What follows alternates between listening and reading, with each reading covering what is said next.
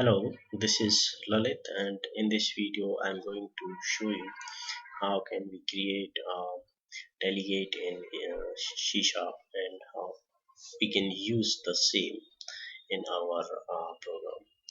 So in here you can see I have this solution in Visual Studio with a project, basically a console application, and here I have this program class. In here you can see this is the main method of this program class. This is basically the entry point of any C# application. So if there is an executable, then that will definitely will have this main method. This is the starting point of any executable, and then I have defined a calculator class out here, which I will be using for the delegation purpose in this video. Okay, before we actually start talking about the code or how we can use delegates in C sharp, let's first talk about why delegates are a bit difficult to grasp when it comes to understanding how delegates work in C sharp. The reason for that is quite simple. Delegates work in two-step process basically.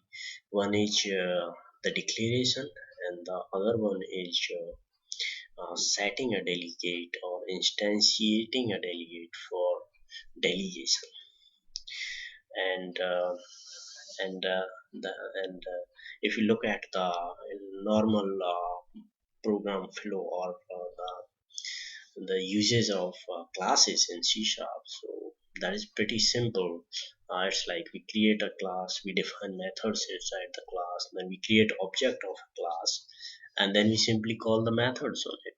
But here with delegates, uh, few things come in between before a method can be instantiated, and that's the reason delegates are a bit difficult initially to understand. But if you look closely how delegates work, then it's not very hard to understand. So here I have defined a delegate, which is public delegate, and this delegate I have defined to call the add method on my calculator class. So before you can decide on delegate um, definition, you need to understand what is the method that delegate is supposed to call. So this is the method that I am going to use delegate for. So this method has got return type as integer, and it is taking two parameters of type integer. So I am defining delegate in the same way. My delegate will return a integer, and it is taking two parameters. So delegate declaration here is matching the declaration of the method that it is going to call on delegation. And delegates are like other types in .NET, like class is a type, and similarly delegate is a type.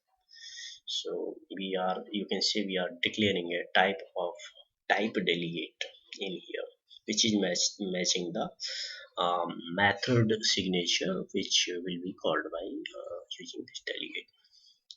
Once that is done, then we need to instantiate the class on which we are going to uh, initiate the delegate call, and then we will instantiate the delegate type.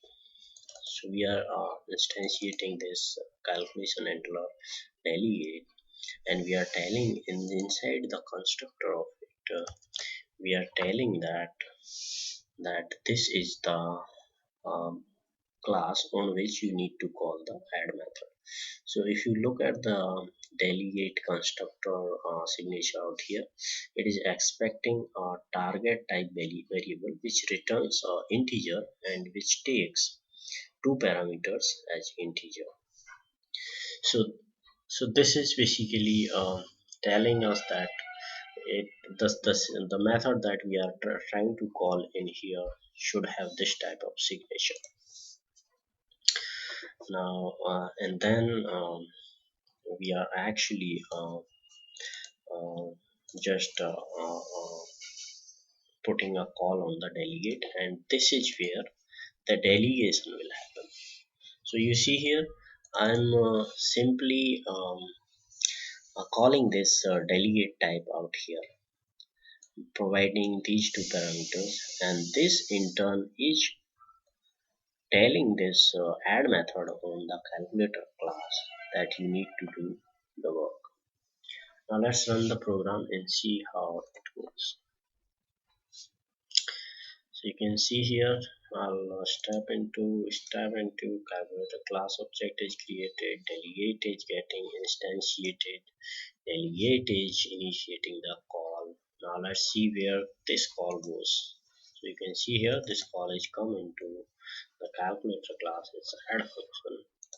So this is how our delegate is being used in C sharp. You can see here in the console window we have got the result. So this was a very basic example of using delegates in C sharp. In coming videos we will be covering few complex scenarios. So thank you very much for watching this video. I hope you enjoyed it.